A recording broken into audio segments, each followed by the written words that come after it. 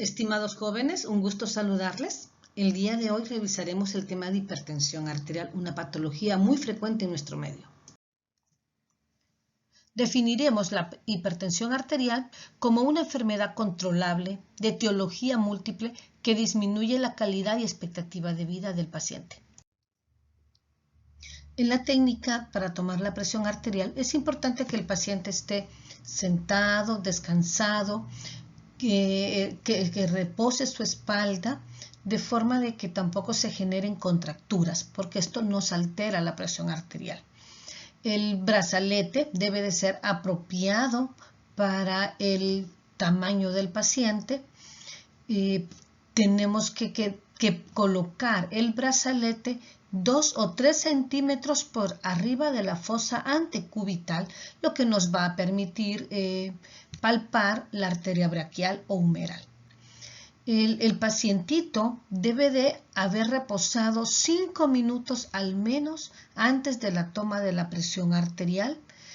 Tenemos que tomar unas 3 veces la presión arterial, separándola 1 minuto de cada una de las tomas. Si encontramos irregularidades o una diferencia muy amplia, entonces volveremos a tomar la presión arterial.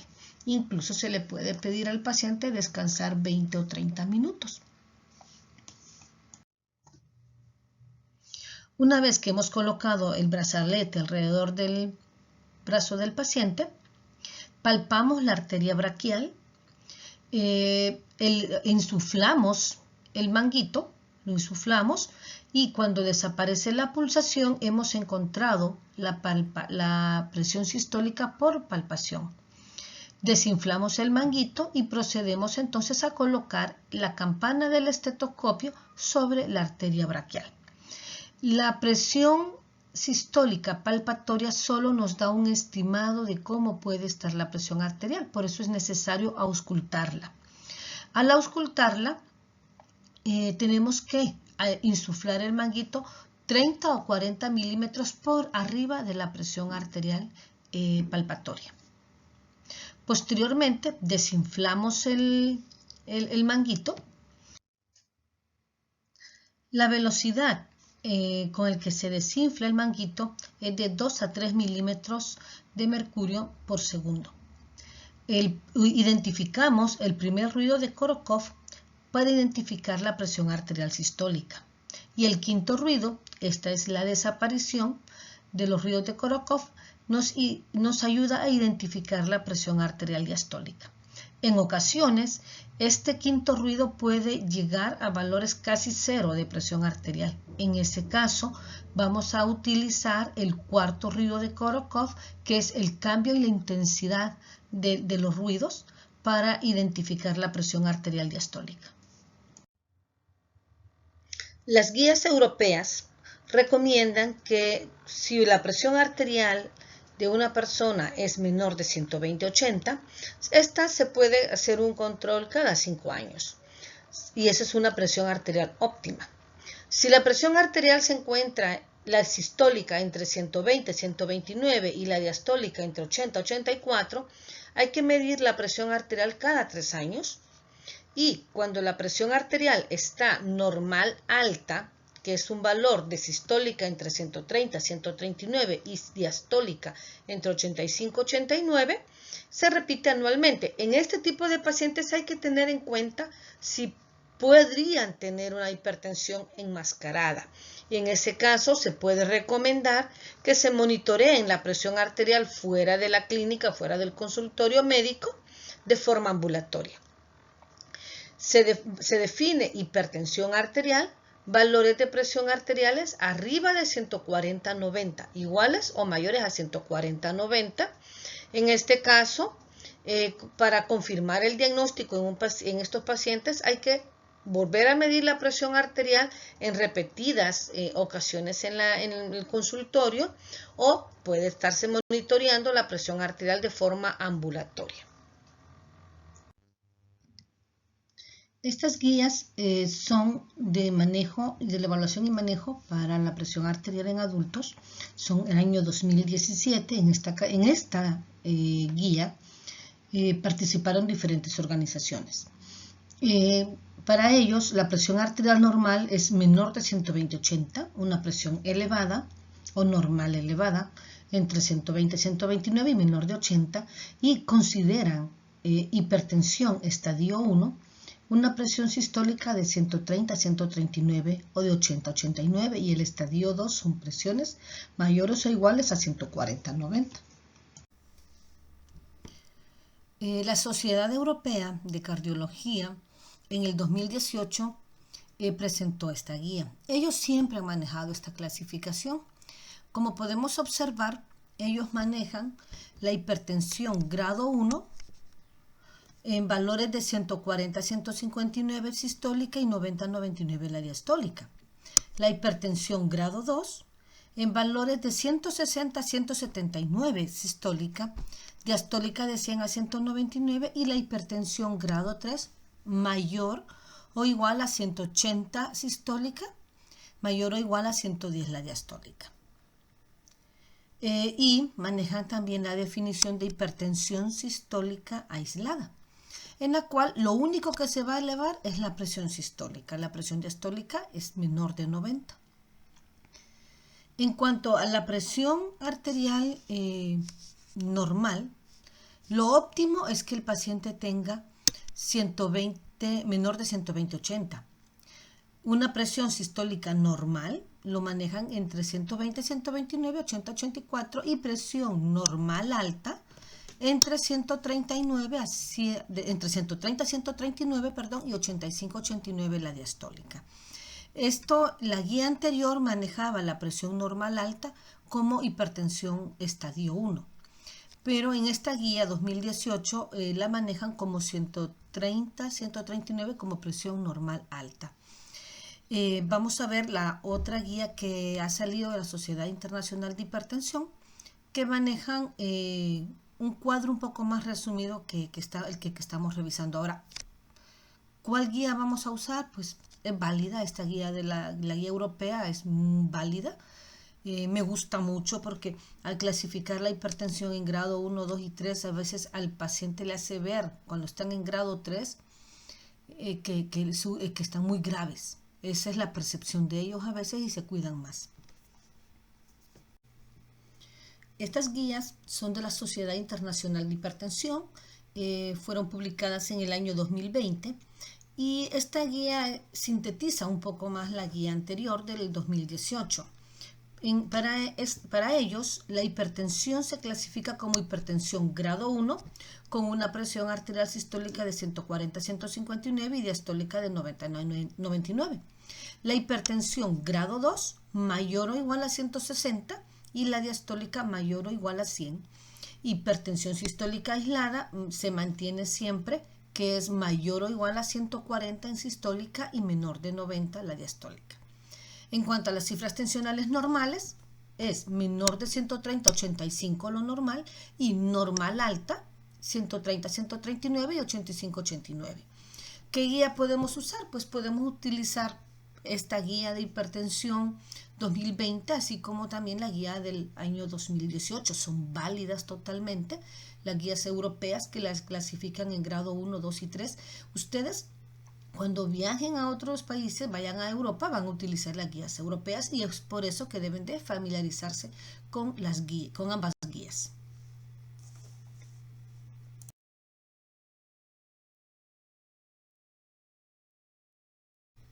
La definición de hipertensión medida en clínica, medida de forma ambulatoria, de medida en la casa, las guías, tanto las guías europeas del 2018 como las guías de la Sociedad Internacional de la Hipertensión del 2020, están de acuerdo. Comparando la presión arterial en la clínica, en ambas es mayor o igual a 140/90. La presión ambulatoria de tomada durante el día, que es cuando el paciente está despierto, en ambas se considera hipertensión con presiones mayores o iguales a 135/85. Durante la noche podemos observar, manejan también que las cifras tensionales mayores o iguales a 120/70 son parte de los criterios de hipertensión. Si vemos la presión arterial en promedio 24 horas, es mayor o igual a 130/80, y la presión arterial medida en la casa mayores o iguales a 135/85. La hipertensión podemos clasificarla como hipertensión esencial o primaria. Esta es de características hereditarias y es la que vemos en la mayoría de nuestros pacientes. La hipertensión secundaria se debe a que hay algún daño en algún órgano o sistema. Lo importante de investigar las causas secundarias es que si tratamos estas, vamos a realmente mejorar la condición de vida del paciente, porque podemos realmente parar esa hipertensión. Por ejemplo, si el paciente es hipertiroideo y tratamos el hipertiroidismo, ya ese paciente ya no seguirá siendo hipertenso porque hemos tratado su causa secundaria. Está la hipertensión de la bata blanca. Esta ocurre cuando el paciente, siempre que va a centros de salud, cuando va con el médico, se le sube la presión arterial por miedo, por ansiedad, y en sus casas y las presiones ambulatorias son normales. Y el hipertenso lábil es un pacientito que ante situaciones de mínimo estrés se le sube la presión. Estos pacientitos es necesario identificar si son potencialmente hipertensos o si son hipertensos. A veces nos queda la duda, ¿será este paciente hipertenso? Entonces se les hace un monitoreo ambulatorio de presión arterial, un mapa, para estar seguros y estarles dando seguimiento. Otra definición que es importante manejar es el término de hipertensión resistente al tratamiento. Esto se da cuando las presiones arteriales son mayores a 140/90, a pesar de que el paciente esté tomando 3 o más antihipertensivos, incluyendo diurético. Usualmente es más frecuente en pacientes mayores de 60 años. Cuando estamos ante un paciente hipertenso, tenemos que tratar de investigar las causas. Si es un paciente que es hipertenso sistólico, es importante siempre considerar la arteriosclerosis, porque nos lleva a una menor distensibilidad vascular, y esto ocurre en pacientitos ya mayores de edad. Las causas que aumentan el gasto cardíaco puede ser tirotoxicosis, anemia y fiebre. Las causas secundarias que aumentan la presión sistólica y la diastólica están las enfermedades renales como el riñón poliquístico, tumores renales o uropatía obstructiva. Las causas suprarrenales como hiperaldosteronismo primario, Cushing y feocromocitoma también pueden ser causas secundarias que eleven la presión sistólica y diastólica, así como la coartación de la aorta, la apnea obstructiva del sueño, preeclampsia y eclampsia, causas psicógenas, neurógenas, las causas endocrinas como el el hipertiroidismo y la hipercalcemia. También hay que tomar en cuenta las causas farmacológicas como el uso de estrógenos, corticoides, los descongestivos, medicamentos para perder peso, los antidepresivos, la eritropoyetina, los AINES, drogas como la cocaína y a veces los suplementos de hierbas que lleven efedra. La hipertensión arterial puede generar daño en órganos. A nivel cardíaco, el paciente puede desarrollar una hipertrofia, especialmente hipertrofia ventricular, una cardiopatía hipertensiva, insuficiencia cardíaca, arritmias, y todos estos nosotros tenemos que buscar en el examen físico, ser minuciosos, verificar cómo está ese choque de punta, si está desplazado, si es fuerte, si es sostenido, si hay ingurgitación yugular, si hay un galope. A nivel renal tenemos que verificar, porque la hipertensión arterial es la segunda causa de insuficiencia renal crónica después de la diabetes. Y tenemos que valorar cómo está esa creatinina, si hay proteínas, si hay eritrocitos en el general de orina. Tenemos que evaluar a este paciente. A nivel del sistema nervioso central puede cursar con eventos cerebrovascular. El paciente puede desarrollarse también una demencia en ellos de forma de daño crónico. Y en el sistema arterial periférico una claudicación intermitente. Cuando evaluamos al paciente tiene que ser una evaluación integral. desde la historia clínica detallada en cuanto a los síntomas, qué factores de riesgo tiene, qué antecedentes personales y familiares, así como el consumo de medicamentos, qué respuesta tuvo a los antihipertensivos, por qué los retiró, si fue un efecto adverso o fue porque creían que no le funcionaba, porque al paciente que creen que no le funcionaba yo se lo puedo volver a dar y agregado a otro fármaco, pero el que tuvo un efecto adverso, por ejemplo desarrolló una crisis de asma, desarrolló un bloqueo, ya no le puedo dar ese fármaco. Y el examen de físico tiene que ir orientado a identificar el daño de órgano diana como a identificar causas secundarias. Tenemos que identificar cómo está esa complexión corporal, si hay obesidad truncular, está asociado a un Cushing, está asociado a un hipotiroidismo, o si tiene una pérdida de peso, un índice de masa corporal bajo, está asociado a un hipertiroidismo. Tenemos que valorar la presión arterial en las 4 extremidades, ver si hay una disminución de las mismas, valorar y si hay retinopatía diabética como un daño de órgano, si hay edema papilar, en cuello, identificar si tiene algún bocio multinodular, un adenoma tóxico, también si hay datos de ingurgitación yugular o si tiene soplos, en corazón, como si hay una arritmia, si hay datos de galope en el paciente, si el choque de punta está desplazado, pensando en una cardiopatía hipertensiva, en abdomen, valorar si tiene masas o si tiene soplos de la arteria renal, y en extremidades valorar si hay edema en miembros inferiores, si hay un mixedema en piel, también identificar si el paciente tiene estrías violáceas, por ejemplo, como en síndrome de Cushing. Así que el examen físico tiene que ser completo y, como dijimos, orientado a identificar causas secundarias como a identificar daño de órgano diana. En esta lámina podemos ver algunos ejemplos de causas con su sintomatología o signología. Por ejemplo, un feocromocitoma.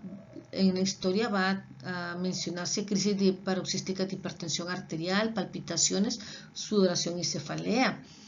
Si fuese de origen renal, la historia de infecciones urinarias a repetición, glomerulonefritis o hematuria es muy importante, o si sospechamos un síndrome de apnea obstructiva del sueño, la somnolencia diurna, cefalea matutina, que sea roncador. El hecho de encontrar masas renales o hepáticas nos hace sospechar poliquistosis renal. Los neurofibromas y las manchas café con leches nos hacen sospechar también un feocromocitoma. Y como mencioné anteriormente, si hay obesidad, hay estrías rojizas, pueden asociarse a un síndrome de Cushing, que también va a haber una carita de luna llena. La hipertensión vasculorenal, podemos encontrar los soplos lumbares asociados a una estenosis de la arteria renal. La coartación de la aorta puede sospecharse si encontramos soplos interescapulares o retraso de los pulsos femorales. En la exploración complementaria, identificar hipopotasemia. Esto puede hacernos sospechar un hiperaldosteronismo primario o una hipertensión vasculorenal. El aumento de la creatinina en la hipertensión de origen renal o al revés, la hipertensión sostenida nos llevó a un daño renal. Eso se tiene que dilucidar. También la disminución de la TSH puede ir asociada a un hipertiroidismo, el aumento de la calcemia a hiperparatiroidismo y la hematuria, proteinuria y cilindros a una hipertensión de origen renal. En esta lámina, siempre considerando las causas de hipertensión arterial, podemos ver que en el hiperaldosteronismo primario, una característica que va a tener el paciente es que es hipertenso resistente. Como ya lo habíamos mencionado, consumen 3 o más fármacos y la presión arterial puede estar siempre elevada. Y va a tener una hipertrofia ventricular, puede causar con fibrilación auricular, hipocalemia también. Los estudios diagnósticos en estos casos es la medición de renina plasmática, aldosterona sérica o aldosterona urinaria en orina de 24 horas después de la carga oral de sal. También en la enfermedad renal crónica, el filtrado del glomérulo está menor de 60 en la clínica. Y hay que hacer estudio, ¿verdad? Hay que valorar cómo está la razón albúmina creatinina urinaria, si esta es mayor o igual a 30 miligramos por gramos, una ultrasonografía renal. En la enfermedad renovascular, esto lo podemos sospechar cuando hay un nuevo aumento en la creatinina, especialmente cuando damos IECAS o ARA2. Entonces, idealmente se debería de tener una creatinina previa o por lo menos al día siguiente de haber iniciado el medicamento, y al hacer un control en el paciente vemos que esta creatinina se eleva considerablemente en pocos días, podríamos ir considerando una enfermedad renovascular, ¿verdad? Una marcada elevación sérica con el tratamiento de los IECAS y ARA2. También en la enfermedad renovascular podemos encontrar una hipertensión resistente a tratamiento, edema, también pulmonar, y hay que hacer un ultrasonido Doppler renal. Eso es muy importante. También se puede indicar tomografía o angioresonancia para el estudio. Cuando pensamos en una coartación de la aorta, tenemos que valorar los pulsos. El pulso de las extremidades superiores de los brazos es mayor que los pulsos, que la intensidad de los pulsos en las extremidades inferiores. La presión arterial de los brazos es mayor que la presión arterial de las piernas. Hay que identificar, ¿verdad? Hacer una resonancia, una angioresonancia, por ejemplo, en el estudio. Entonces hay que remitir al paciente. En el síndrome de Cushing podríamos encontrar masas adrenales de forma incidental, hay obesidad truncal y las estrías son violáceas, rosadas, rojas, y son bastante anchas estas estrías, y debilidad muscular. La prueba es la prueba de supresión de dexametasona. Hay que medir el cortisol urinario también y hacer tomografía a nivel de las glándulas suprarrenales. El feocromocitoma, incidentalmente se puede encontrar una masa adrenal. Hay paroxismos de hipertensión arterial, como habíamos mencionado, asociado a palpitaciones también. El paciente se estudia con un estudio de metanefrinas en plasma o metanefrinas urinarias en 24 horas y catecolaminas, también tomografía abdominal o resonancia. Los exámenes que se indican en un paciente hipertenso, el hemograma, hay que valorar si el paciente tiene una anemia, podría orientarnos a que el paciente tenga un daño renal, en la enfermedad renal crónica puede ocurrir. También es importante evaluar la glucosa y la hemoglobina glicosilada porque son factores de riesgo cardiovascular, al igual que los lípidos, colesterol y triglicéridos. Hay que pedir y solicitar el sodio, el potasio, los niveles de ácido úrico, la creatinina y calcular el filtrado del glomérulo, así como la función hepática. Hay que pedir el general de orina y evaluar desde el punto de vista microscópico, buscando si hay eritrocitos en ellos, proteínas urinarias también, y hay que calcular la razón albúmina creatinina y indicar un electrocardiograma de 12 derivaciones. Otros exámenes que se pueden indicar: ecocardiograma, ultrasonido carotidio, ultrasonido abdominal y doppler renal, test de función cognitiva y estudio de imagen cerebral. ¿Cuándo remitir a un segundo o tercer nivel? Cuando se sospecha una hipertensión secundaria, cuando el paciente es menor de 40 años, cuando cursa con una hipertensión grave, grado 2 o más, en el que se debe de excluir la hipertensión secundaria, pacientes con hipertensión resistente al tratamiento, en el que hay daño de órgano y que influye en la decisión de tratamiento, por ejemplo, una enfermedad renal crónica. Pacientes con hipertensión de inicio repentino, cuando la presión arterial ha sido previamente normal, y circunstancias clínicas que requieren manejo especializado.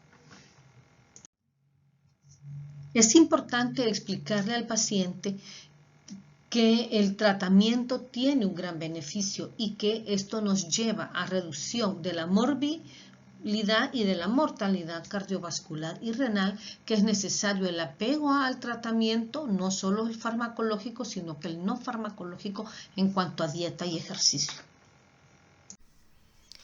Cuando planteamos el tratamiento de un paciente hipertenso, necesitamos conocer el riesgo cardiovascular del paciente.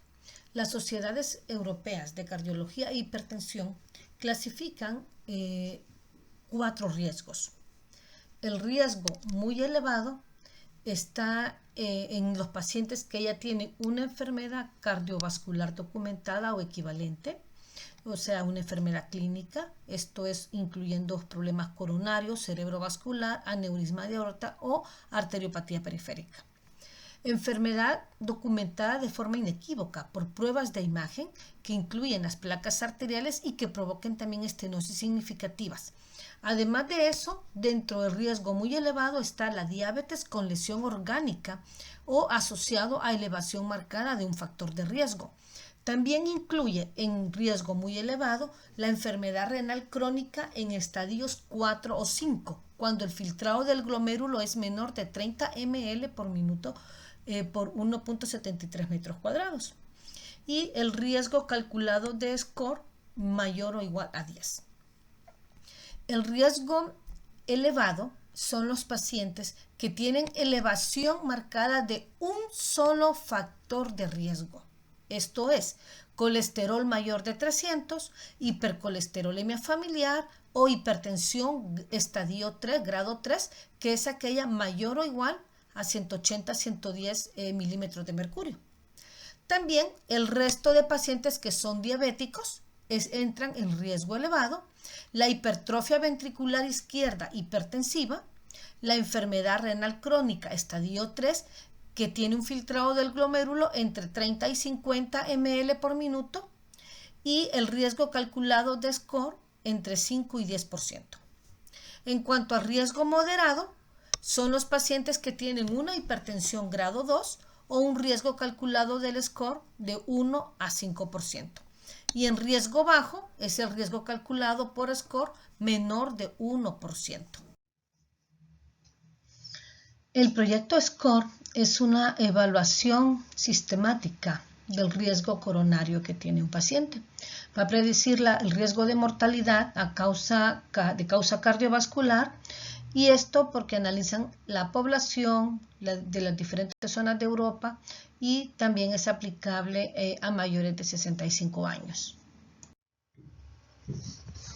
Pacientes con hipertensión arterial normal alta, se les recomienda modificaciones en su estilo de vida y plantear tratamiento farmacológico solo en aquellos casos que tengan un alto riesgo de enfermedad cardiovascular y enfermedad de las arterias coronarias. La hipertensión grado 1, igual modificaciones en el estilo de vida. Esta es parte de su tratamiento. Considerar dar tratamiento farmacológico de forma inmediata si el paciente tiene un alto riesgo de enfermedad cardiovascular o enfermedad renal, o el paciente tenga una lesión de órgano. Los pacientes que tienen un riesgo moderado o bajo, que no están con una enfermedad cardiovascular, que no tienen enfermedad renal, que no tienen un órgano de diana afectado, entonces se les puede dar tratamiento después de estar con 3 a 6 meses con modificaciones en el estilo de vida y que no se logre el control. Los hipertensos grado 2, inmediatamente se inicia tratamiento en todos los pacientes, al igual los hipertensos grado 3. El esquema de manejo de hipertensión arterial que propone la Sociedad Internacional de Hipertensión, siempre iniciamos con modificación en el estilo de vida. Los pacientes que son hipertensos grado 1, vamos a iniciar tratamiento de forma inmediata en los pacientes que tienen un alto riesgo y riesgo cardiovascular, o que estén cursando con enfermedad renal, enfermedad cardiovascular, diabetes mellitus, o tienen ya una lesión de un órgano diana. Los pacientes que tienen un riesgo leve o moderado, nos hacemos la pregunta, ¿hay una disponibilidad limitada de medicamentos? Si la respuesta es sí, entonces vamos a indicar en los pacientes de menor riesgo una intervención en el estilo de vida que va de 3 a 6 meses. Si la presión arterial no está controlada con el estilo de vida, iniciaremos tratamiento farmacológico en aquellos pacientes que tengan de 50 a 80 años.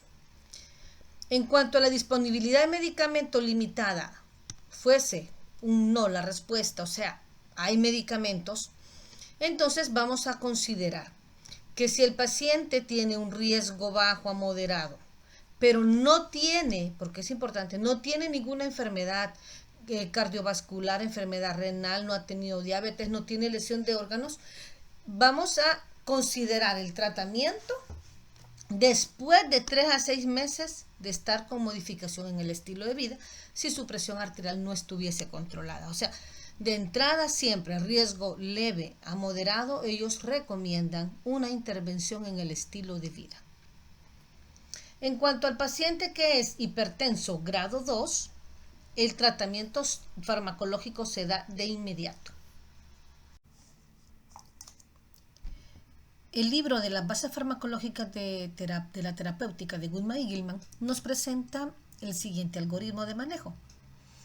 Si la presión arterial es etapa 1, o sea, una sistólica entre 140 y 159 y diastólica de 90 a 99, siempre se inicia con modificaciones en el estilo de vida. Y de acuerdo a la comorbilidad del paciente y a la evolución, podríamos considerar iniciar tiazida en ellos. Si la presión arterial está en etapa 2, con una sistólica arriba de 160 o diastólica arriba de 100, siempre están las modificaciones en el estilo de vida y se agrega un fármaco que puede ser una tiazida, un IECA, un ARA2 o un calcio antagonista. Considerar IECAs más calcio antagonistas como una combinación, pero esto se hace en dosis bajas. Y entonces nos plantean que hay que evaluar al paciente, volver a evaluar al paciente en un periodo de 3 meses. En la etapa 1 y en la etapa 2 evaluamos al paciente en 2 a 4 semanas ya implementado el tratamiento. La pregunta entonces es, cuando citamos a nuestro paciente, si se encuentra su presión arterial ya en la meta. Si la respuesta es sí, entonces vamos a promover el automonitoreo del paciente con la adherencia de los medicamentos. Aconsejamos al paciente consultar si nota elevación de la presión arterial o si tiene efectos secundarios. Y continuamos con las consultas, ¿verdad?, en la clínica de forma apropiada. Pero si la presión arterial no estuviese en la meta, agregamos tiazida para la mayoría de los pacientes que están con IECAs, con ARA2, con calcio antagonistas o que están con medicamentos combinados, siempre y cuando el paciente no esté tomando tiazida. Ok, a ello le agregamos. Si actualmente está ya con medicación para la presión arterial, entonces procedemos a ajustar la dosis y agregamos medicamentos de diferente clase. Eso es lo que ellos proponen. Volvemos a citar al paciente en 2 a 4 semanas. Si está controlado, procedemos como ya mencionamos. Pero si no estuviese controlado el paciente, optimizamos las dosis o agregamos medicamentos de diferente clase. Es importante para tomar esta decisión evaluar la adherencia. Tenemos que informarle al paciente cómo debe de hacer la automonitorización y solicitar mediciones desde el hogar y otras clínicas en otros escenarios. Y sí, tendríamos que plantearnos la posibilidad de causas secundarias. De no lograr el control, lo remitimos al especialista.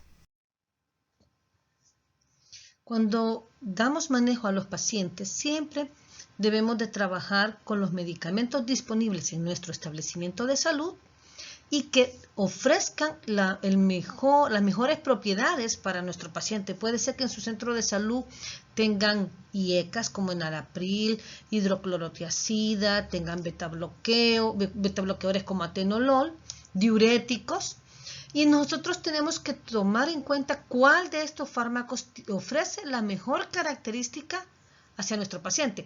Si el paciente tiene una nefropatía diabética, lo primero que deberíamos de ofrecerle es un IECA, porque se ha visto que tienen una protección, una renoprotección, ayudan precisamente en esa nefropatía diabética.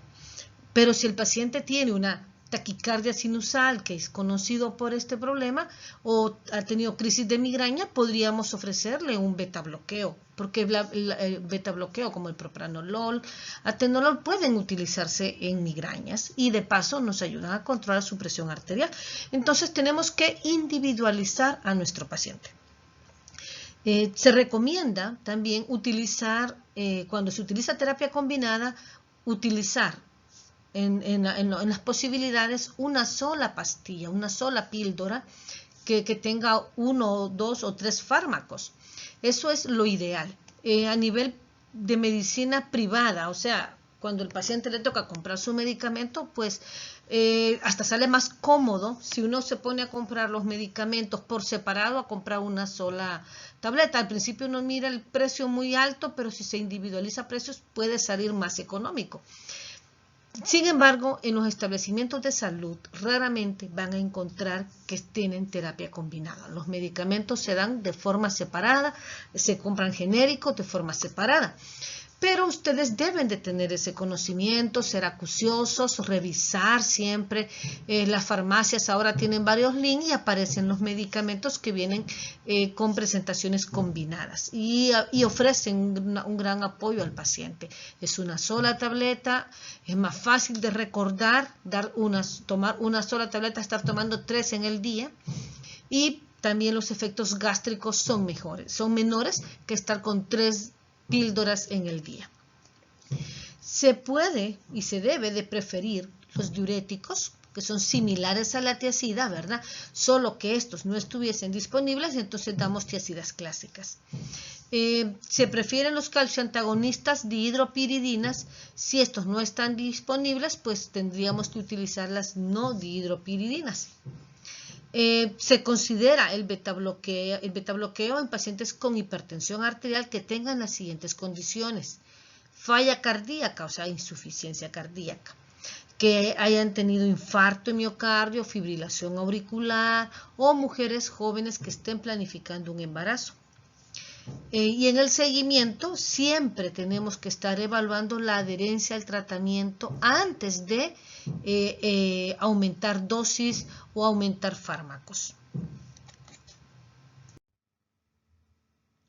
Las modificaciones en el estilo de vida incluyen la restricción de sal, menor de 5 gramos al día, dejar de fumar, reducir el alcohol a menos de 14 unidades por semana en hombres y para mujeres menor de 8 unidades por semana, considerando que una unidad de alcohol corresponde a 125 ml de vino o 250 ml de cerveza. En cuanto a los alimentos, aumentar el consumo de verduras, de frutas frescas, pescado, nueces y ácidos grasos insaturados como el aceite de oliva. Disminuir el consumo de carne roja y disminuir la grasa en los lácteos, o sea, consumir lácteos bajos en grasa. Se recomienda una dieta rica en potasio, calcio y magnesio. En cuanto al peso corporal, se recomienda mantener un peso corporal saludable, un índice de masa corporal entre 20 a 25 kilogramos por metro cuadrado y mantener una cintura apropiada para la región. En el caso nuestro sería menor de 94 centímetros en hombres y menor de 80 centímetros en mujeres, que es para Latinoamérica, para Centroamérica. Ejercicio. El ejercicio aeróbico regular, al menos 30 minutos al día, ayuda realmente desde el punto de vista cardiovascular. Un ejercicio dinámico moderado de 5 a 7 veces a la semana. El primer objetivo en nuestro tratamiento es que la presión arterial disminuya a menos de 140-90 milímetros de mercurio para todos nuestros pacientes, siempre y cuando este tratamiento esté bien tolerado. En los pacientes menores de 65 años se recomienda que la presión arterial sistólica se encuentre entre 120 a 129 milímetros de mercurio. En los pacientes mayores de 65 años, la recomendación es que la sistólica se encuentre entre 130 a 139, quitando esa idea que se tenía de que los pacientes por ser mayores tenían presión de 150 y le dicen, sí, es normal para su edad, 160 es normal para su edad. No, pacientes mayores de 65 años tienen que tener una presión sistólica entre 130 y 139, vigilando, claro, que no desarrolle efectos adversos.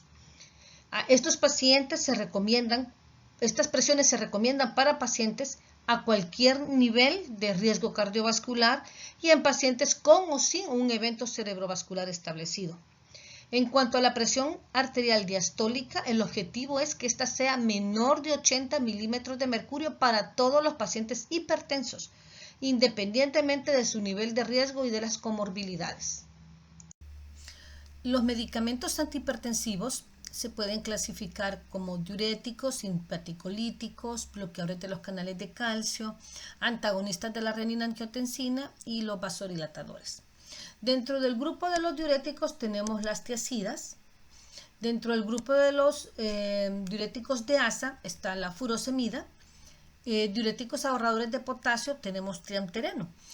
También está la espironolactona, es un muy buen antagonista de la aldosterona con excelentes efectos. Dentro del grupo de los simpaticolíticos están los bloqueadores beta o beta bloqueadores. Este grupo, el atenolol es el más conocido, también el propranolol, que son los fármacos que vamos a tener en los establecimientos de salud estatal. A nivel privado encontramos todos los demás. Los bloqueadores alfa como prazosina, terazosina, los alfa-beta bloqueadores mixtos como el abetalol y carvedilol, y están los agentes simpaticolíticos de acción central como clonidina, metildopa, este sí lo podemos encontrar en los centros de salud estatal, y tenemos bloqueadores de los canales de calcio. Dentro de este grupo, amlodipina es bastante conocido. La nifedipina, es importante destacar de la nifedipina que el que está aprobado para manejo de la hipertensión arterial es el de liberación prolongada, para evitar los descensos bruscos de la presión arterial. Ya la nifedipina, jóvenes, lo recalcaré, no está indicada para el uso de las emergencias hipertensivas y mucho menos sublingual. Y tenemos otros fármacos bloqueadores de los canales de calcio que ya no están en los establecimientos de salud estatal, como felodipina, por ejemplo, lecarnipina, entre otros. El verapamilo sí lo podemos encontrar, es un bloqueador de los canales de calcio, no dihidropiridínico. También tenemos los fármacos que son antagonistas de la renina-angiotensina. Dentro de este grupo están los inhibidores de las enzimas convertidoras de angiotensina o IECAS. Dentro de estos, el más utilizado en nuestro medio, el que vamos a encontrar en los establecimientos de salud estatal, es enalapril. También están los bloqueadores del receptor de angiotensina 2 o ARA2, candesartán, irbesartán, son los más conocidos o que van a contar con ellos en los establecimientos de salud.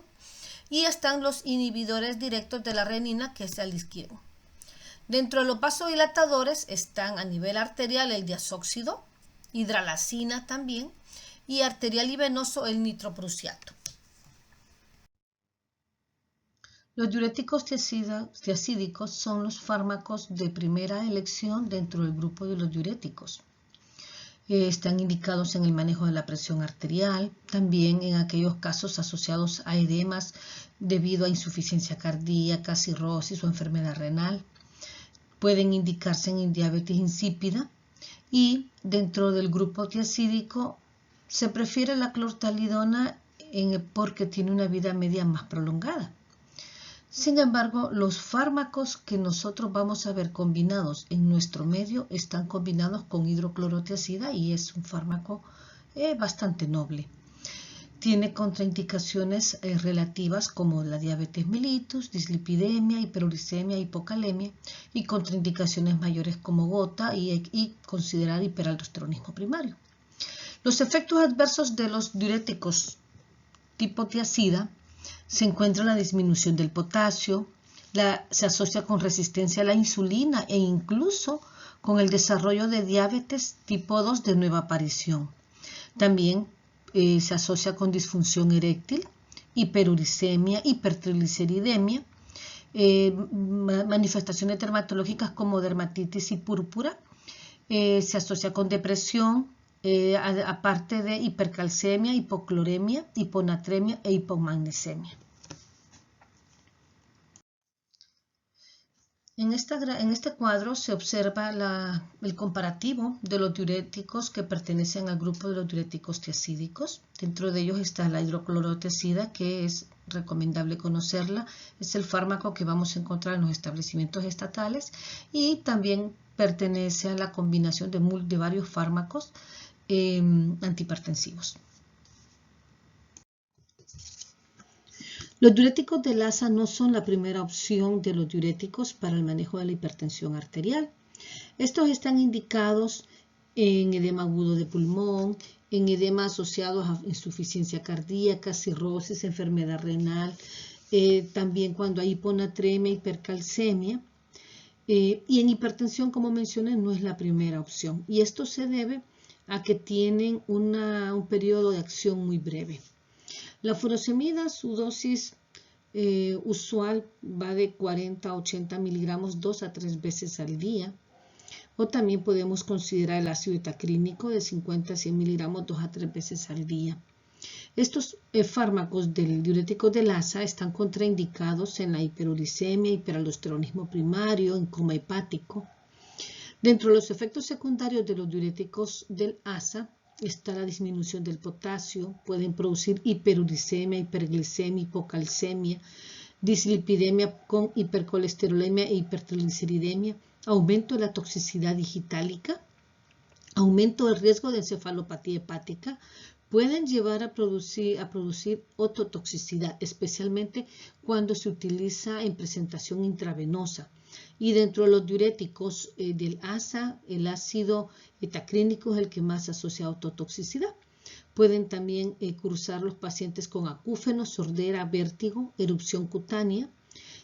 Pueden afectar la médula, produciendo una médula plástica, agranulocitosis, pancreatitis muy rara y fotosensibilidad. Este cuadro muestra los diferentes fármacos diuréticos de Lassa. Dentro de ellos furosemida es el que más conocemos y existe en los establecimientos de salud. Entonces hay que tener en cuenta, los diuréticos tiazídicos son agentes antihipertensivos más eficaces que los diuréticos de Lassa como la furosemida y la bumetanida en pacientes que tienen una función renal normal como antihipertensivos, pero como efecto diurético, los diuréticos de Lassa son mejores que la tiazida. Lo otro que hay que considerar es que las tiazidas pueden causar hiponatremia con más frecuencia que los diuréticos de Lassa. Los diuréticos antagonistas de la aldosterona como la espironolactona son fármacos de mucha ayuda en hipertensión resistente, en el hiperaldosteronismo primario e insuficiencia cardíaca grave. Tienen contraindicaciones cuando la concentración de potasio plasmático está arriba de 5.5 miliequivalentes por litro, en la insuficiencia renal, cuando el filtrado del glomérulo es menor de 30 miligramos por ml, o cuando la creatinina sérica es mayor de 2.5 miligramos en hombres y mayor de 2 en mujeres. Y esto se debe a que puede producirse hiperpotasemia. También se ha asociado con ginecomastia e irregularidades menstruales. En la insuficiencia cardíaca grave, debido a una disfunción ventricular izquierda sistólica, tratados con inhibidores de la IECA, de la enzima convertidora de angiotensina, el bloqueo de la aldosterona reduce la mortalidad, la frecuencia de muerte súbita por causas cardíacas y la frecuencia de hospitalización. Es por eso que los antagonistas de esta aldosterona precisamente ayudan a disminuir, a reducir esa mortalidad. El bloqueo de la aldosterona también previene el remodelado ventricular y la formación de colágeno en pacientes con disfunción ventricular izquierda después de un infarto. Los diuréticos ahorradores de potasio, como el triamtereno y amilorida, ayudan en aquellos procesos en los que se pierde potasio y retienen sodio y agua. Están contraindicados cuando la concentración de potasio es arriba de 5.5, la insuficiencia renal o el filtrado del glomérulo esté disminuido a menos de 30 miligramos por ml y como efecto secundario principal la hiperpotasemia.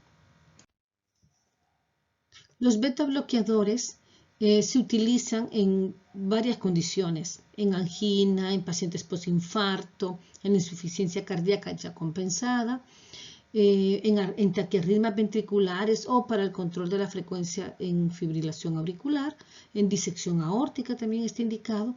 Para la hipertensión arterial sí se indica, pero considerando las comorbilidades que acabamos de mencionar. También hay otros usos que se utiliza el beta bloqueador, por ejemplo, para disminuir la presión portal.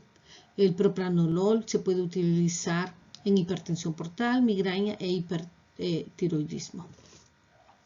En cuanto a las contraindicaciones, en la insuficiencia cardíaca congestiva, en asma, en EPOC, en bloqueo de segundo y tercer grado o síndrome del seno enfermo, y también puede ser una contraindicación en diabetes mellitus o en la administración de inhibidores de la MAO. Los efectos secundarios de los beta bloqueadores se encuentran los mareos, la depresión, broncoespasmo, bradicardia, síntomas digestivos como náuseas y vómitos. También en la insuficiencia cardíaca puede producir también síntomas de fatiga, fenómeno de Raynaud y alucinaciones y aumento de triglicéridos y disminución del colesterol bueno, así que no debemos de darlo en pacientes con este tipo de problemas, por lo menos de entrada. También puede dar insomnio y pesadillas.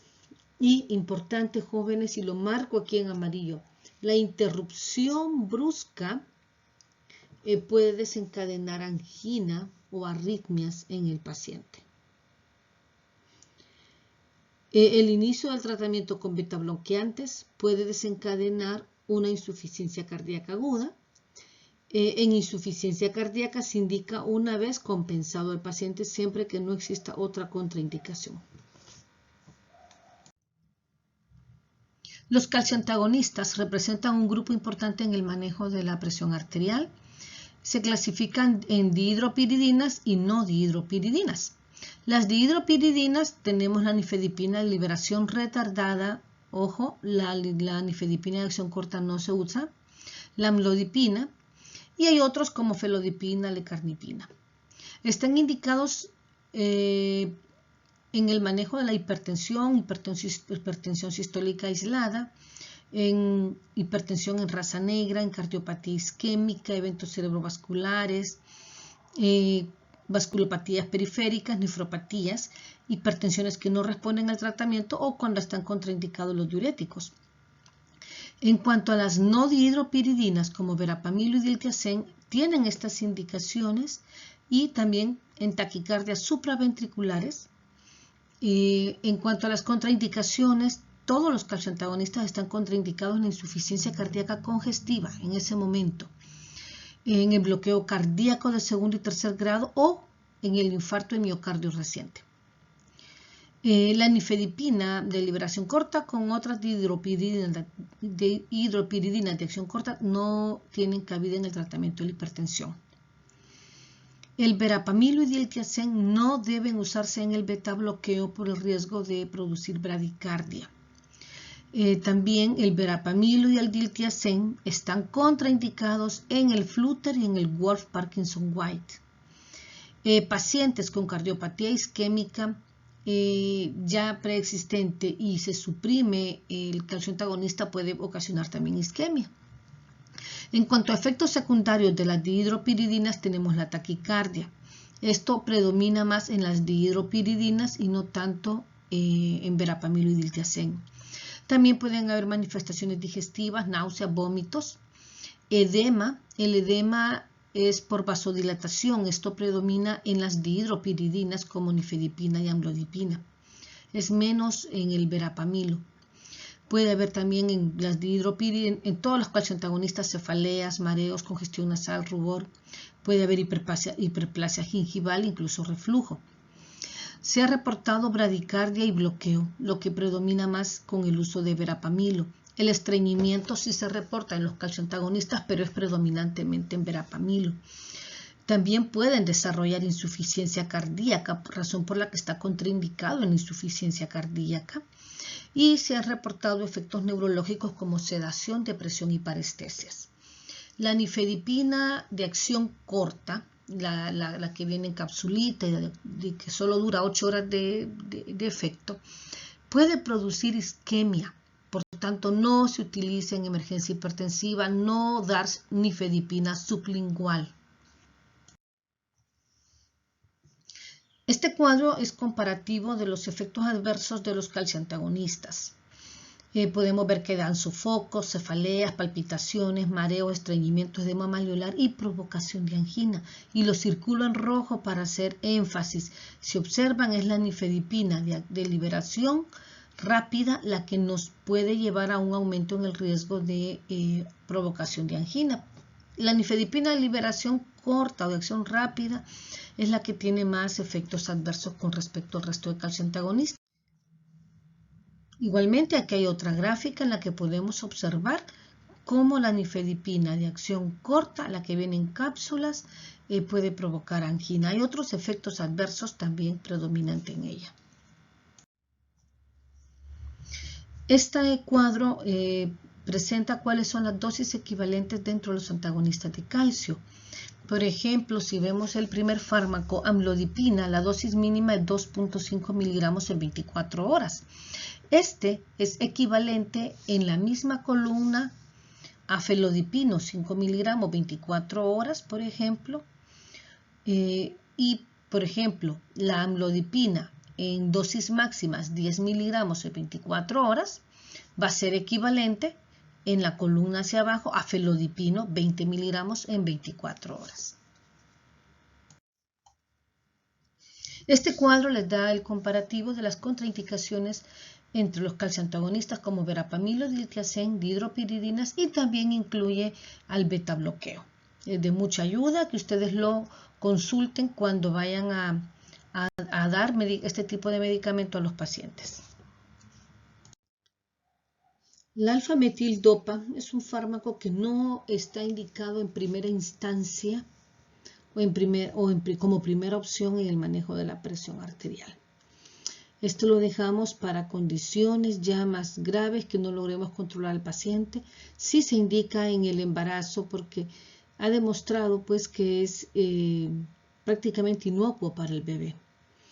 Sin embargo, esta alfa-metildopa tiene varios efectos secundarios. Puede producir hipotensión postural, sedación transitoria, sequedad de boca que puede molestar mucho la condición del paciente. También puede asociarse a signos de parkinsonismo, disminución de la libido, hiperprolactinemia, ginecomastia, galactorrea, diarrea, prueba de Kunz positiva. Puede también desencadenar, es raro, pero puede pasar anemia hemolítica, hepatotoxicidad, un síndrome de tipo lupus. Y en muy raros casos se asocia a leucopenia, trombocitopenia, miocarditis, fibrosis retroperitoneal y pancreatitis. Los inhibidores de la enzima convertidora de angiotensina o IECAS comprenden un grupo amplio de fármacos. Están indicados en la hipertensión, pacientes posinfarto, en síndromes coronarios, en insuficiencia cardíaca, en nefropatía. Si tienen contraindicaciones, la insuficiencia renal aguda, en la que hay que reducir dosis, en la estenosis bilateral de la arteria renal, aquí sí está totalmente contraindicado y en el embarazo. Es importante tener en cuenta que los antiácidos pueden reducir su absorción y por tanto no se recomienda tomar juntos. Hay que tener precaución con los ahorradores de potasio por el riesgo de desarrollar hiperpotasemia y puede aumentar la hipersensibilidad al allopurinol y entonces hay que vigilar al paciente por reacciones cutáneas. Dentro de los efectos adversos predominantes está la tos y el angioedema que obliga a dejar totalmente este fármaco. Puede producir hipotensión al inicio de iniciar el tratamiento, por lo que se recomienda mejor ir titulando poco a poco la dosis. Se comienza con dosis baja y se va aumentando. Puede producir hiperpotasemia, puede producir una insuficiencia renal aguda en los pacientes que tienen estenosis bilateral de la arteria renal. Se ha observado en muy raras ocasiones neutropenia en los primeros 3 meses. Puede producir toxicidad fetal, por razón por la cual está contraindicada en el embarazo. Y raramente va a haber disgeusia, glucosuria, exantema cutáneo y hepatotoxicidad con ictericia colestática. Es importante siempre tomar en cuenta que los niveles séricos de creatinina y potasio deben controlarse durante las primeras semanas después de establecer o iniciar la terapia. Los incrementos de la creatinina en un 20% del valor inicial nos hacen sospechar en una estenosis de la arteria renal y nos obligan a interrumpir el fármaco. Esta tabla nos muestra las equivalencias entre los diferentes fármacos IECA. Los bloqueadores de los receptores de angiotensina o ARA2, como los conocemos, son varios. Aquí solo presento los más comunes en nuestro medio, losartán, irbesartán y candesartán. Están indicados en la hipertensión arterial, en insuficiencia cardíaca con fracción de eyección baja, en la nefropatía. Tienen las mismas contraindicaciones que los IECAS, el embarazo y la estenosis bilateral de la arteria renal. Hay que tener la precaución que cuando se combina con diuréticos ahorradores de potasio pueden producir hiperpotasemia y dentro de los efectos adversos está la hipotensión, la insuficiencia renal aguda en estenosis de la arteria renal bilateral, hiperpotasemia y toxicidad renal. Esta tabla es una tabla que sugiere equivalencias de dosis entre IECAS y ARA2 y a veces nos ha pasado, doctor, mire que yo estoy con candesartán, pero ya no puedo comprarlo, entonces vengo aquí al centro de salud a que me den y ahí lo que tenemos es enalapril o al revés. Un paciente que estaba con enalapril vemos que tiene efecto adverso angioedema, tos y hay que cambiarle y lo decidimos pasar a un ARA2. Entonces, por ejemplo, ven en el cuadrito marcado en rojo, el enalapril 20 miligramos equivale a 16 miligramos de candesartán. O enalapril 10 miligramos equivale a 150 miligramos de irbesartán o a 50 miligramos de losartán. Entonces es un cuadro que creo yo que puede serles de mucha utilidad para tener una idea de qué dosis podemos nosotros modificar o cambiar por otro fármaco. El alisquirán es un inhibidor directo de la renina. Está indicado en la nefropatía diabética y contraindicado en el embarazo. También no se debe de combinar junto con IECAS o ARA2 en pacientes diabéticos.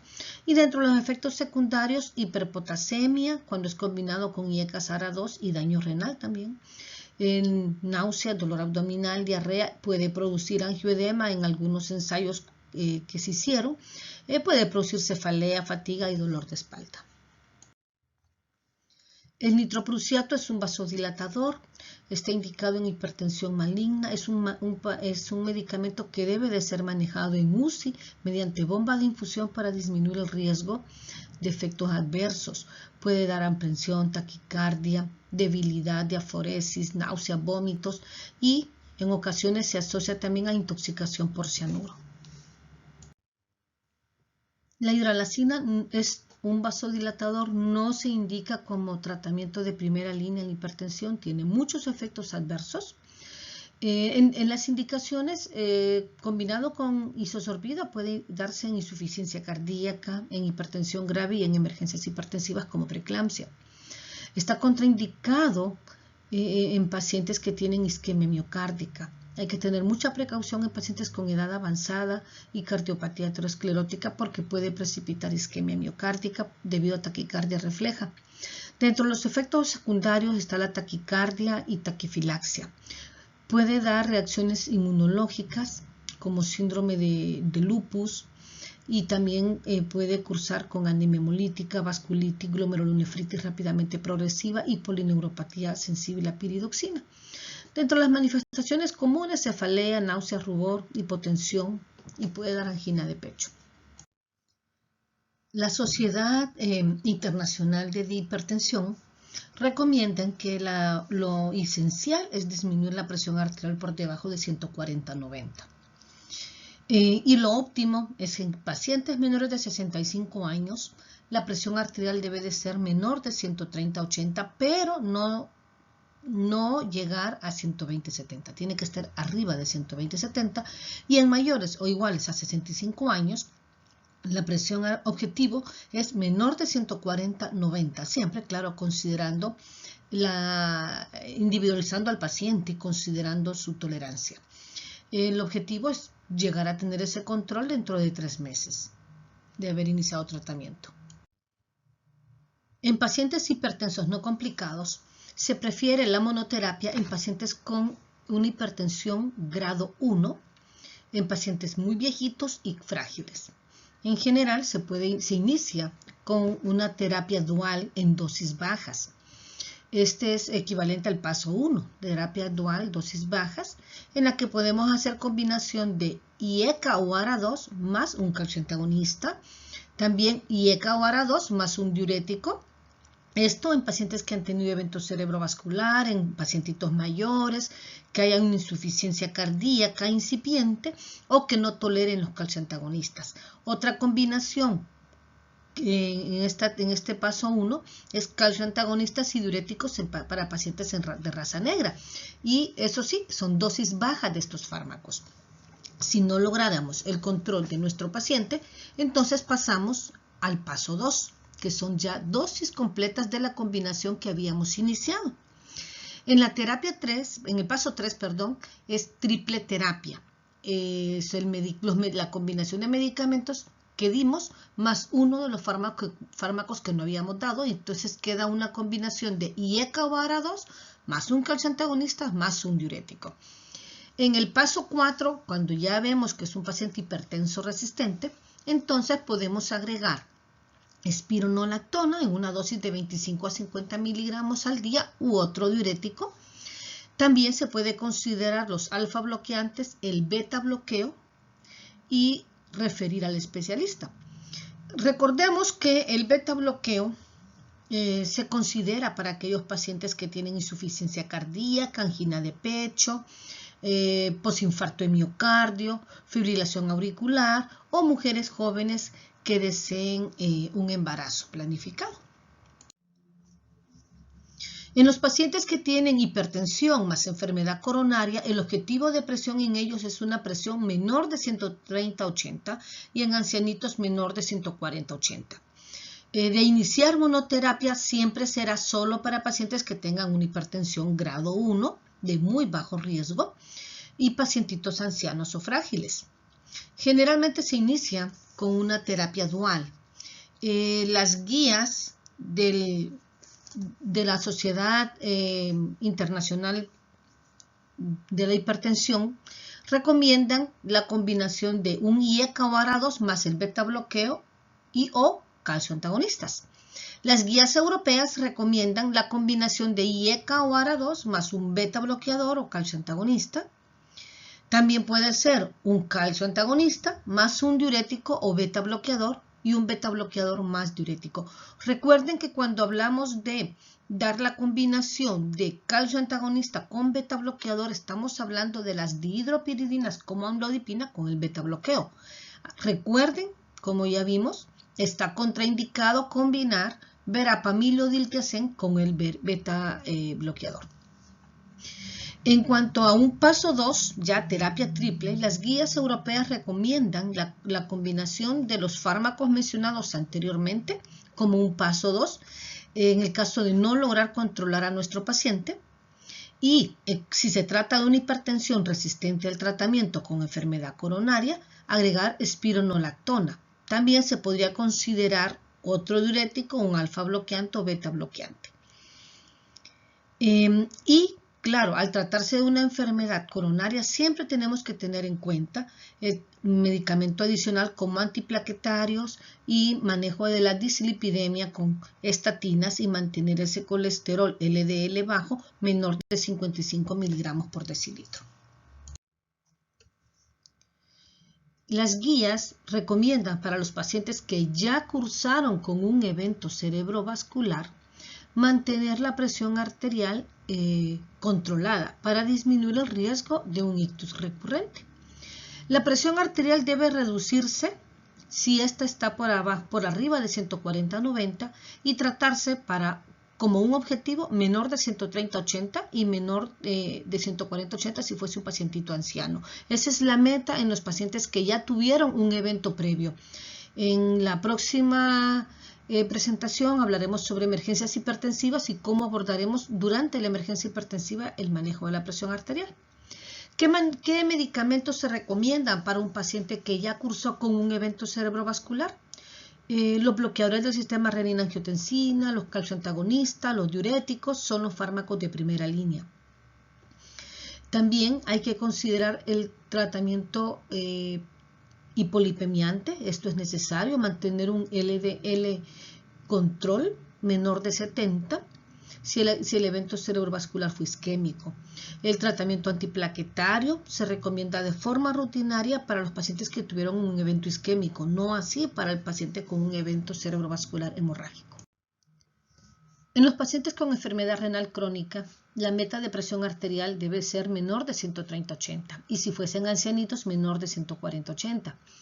El primer paso es una terapia dual, en la que podemos combinar IECA o ARA2 más un calcio antagonista o un IECA o ARA2 más un diurético de asa. Si no logramos controlar al paciente, pasamos a una terapia triple en el que agregamos uno de los fármacos que no habíamos dado, ya sea el calcio antagonista o el diurético. Y si el paciente presenta una hipertensión resistente al tratamiento, se puede considerar la espironolactona u otro diurético, pero hay que tener en cuenta que existe un riesgo de hiperpotasemia con la espironolactona si el filtrado del glomérulo está menor de 45. También en enfermedad renal crónica podríamos considerar en una hipertensión resistente alfa bloqueante, un beta bloqueante. Y este paciente obviamente tiene que ser referido al especialista.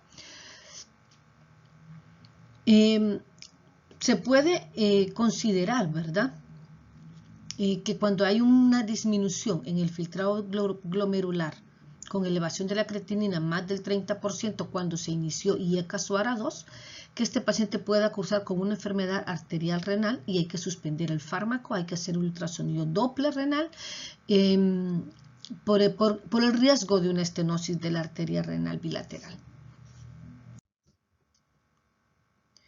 La hipertensión en el contexto de la insuficiencia cardíaca tiene como objetivo una presión arterial menor de 130/80, pero debe de estar superior a 120/70 milímetros de mercurio. En el tratamiento inicial es un tratamiento combinado. Se necesita un IECA o un ARA2 y un diurético de asa más un beta bloqueador, siempre y cuando el paciente no esté congestivo. Si estuviese congestivo, el paciente primero procedemos a disminuir esa congestión con los diuréticos y posteriormente se agrega el beta bloqueo. Pero si el paciente ya estaba en tratamiento con beta bloqueo y está congestivo, al añadir el diurético esa congestión va a disminuir. Si no fuese así, hay que disminuir el beta bloqueo a la mitad. Si no logramos controlar a nuestro paciente esa presión arterial con este manejo, entonces pasamos al siguiente paso y aquí nosotros podemos considerar el manejo con espironolactona agregándolo al tratamiento. No se recomiendan los calcioantagonistas no dihidropiridínicos como verapamilo y diltiazem en el manejo de la insuficiencia cardíaca. En el caso de edema, los diuréticos de asa son una muy buena alternativa a mineralocorticoides. También hay que considerar, ¿verdad?, que una vez que está el paciente ya descongestionado, reanudar el beta bloqueo. En el contexto de hipertensión más fibrilación auricular, siempre manejamos los objetivos de la presión arterial menor de 130/80 y arriba de 120/70. Al inicio se puede comenzar con una terapia dual. Puede ser un IECA o ARA2 más un beta bloqueador. En el caso que el beta bloqueador no fuese tolerado, estuviese contraindicado, se puede considerar un calcio antagonista no dihidropiridina como verapamilo o diltiazem. También podríamos considerar la combinación, en el caso de que no podamos dar un IECA o no lo hubiera, de beta bloqueo más un calcio antagonista, pero este es dihidropiridina como amlodipina. Si el paciente no lográsemos controlarlo, podemos pasar al siguiente paso, en donde hacemos una combinación de un IECA, un beta bloqueo más calcio antagonista dihidropiridínico como amlodipina o, en su defecto, un diurético. También se puede combinar beta bloqueo más calcio antagonista dihidropiridina como amlodipina más un diurético. Siempre en fibrilación auricular hay que tener en cuenta la anticoagulación y recuerden, y lo vuelvo a repetir, no está permitido la combinación de bloqueadores beta con calcio antagonistas no dihidropiridínicos, verapamilo, diltiazem, porque hay mucho riesgo de disminuir la frecuencia cardíaca. Dejemos esto al manejo del cardiólogo si él decide darlo. Bien, a continuación tenemos los objetivos de presión arterial cuando lo evaluamos al paciente en la clínica. Y esto está por patologías y por grupos de edad. En cuanto a la presión arterial sistólica, que es todo esto de acá, vamos a considerar en pacientes mayores de 18 a 65 años un objetivo de presión arterial de 130 en pacientes hipertensos y diabéticos, siempre y cuando no baje de 120. En pacientes que tienen una enfermedad renal crónica, podríamos considerar menor de 140 y 130 si fuese bien tolerado. En pacientes con enfermedad coronaria o pacientes que han tenido un stroke, el objetivo de control es menor, es de 130, ¿verdad? Siempre y cuando el paciente lo tolere. Y siempre tener en cuenta que no está permitido presiones por debajo de 120. En pacientitos que tienen de 65 a 79 años, el objetivo de presión arterial con ellos está entre 130 a 139 si lo toleran. Y mayores de 80 años igual, entre 130 y 139. Este va a ser el objetivo en todas las patologías. En cuanto a la presión arterial diastólica medida en la clínica, el objetivo de presión para todos es entre 70 y 79. No se permiten que las presiones arteriales diastólicas estén por debajo de 70. Siempre recordar que el paciente puede tener una falla en el tratamiento por diversas causas. Una de ellas, el incumplimiento. Puede ser voluntario en el paciente o involuntario cuando se le olvida y tiene Alzheimer. Así que por favor, jóvenes, antes de estarme regañando y gritándole al paciente por qué no se tomó sus medicamentos y de todo lo que se va a morir, sepan decirle el por qué debe de tomar su medicamento y hablar con la familia, porque si el problema es que se le olvida al paciente, la familia tiene que poner a alguien a cargo a darle el medicamento al pacientito. Puede ser dosis insuficiente también. Los pacientes no son farmacólogos y ellos no saben que tomarse una pastilla al día cuando se le indicaron 2 puede afectar su presión. Y a veces ocurre, y pasó mucho con pacientitos ahorita durante la pandemia, que dependen de los medicamentos que se le dan en el centro asistencial y por pandemia o porque no habían citas en consulta externa, tenían 60 enalapril pero las citas no las tenían todavía y entonces empezaron a ahorrar sus pastillitas a tomarse una diaria. Claro, ellos no saben las consecuencias de esto, así que por favor traten gentilmente al paciente, sépanle explicar todo lo que puede pasar, pero no lo griten, no le insulten, no lo hagan sentir de forma inferior. También ocurre, ¿verdad?, que a veces puede ser una mala calidad del medicamento.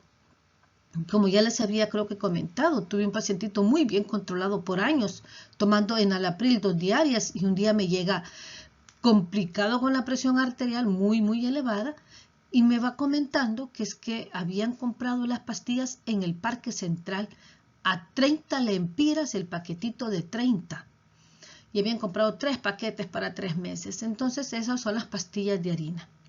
Entonces también hay que hacerle saber al paciente que hay pastillas que son marca Patito, pues que no funcionan.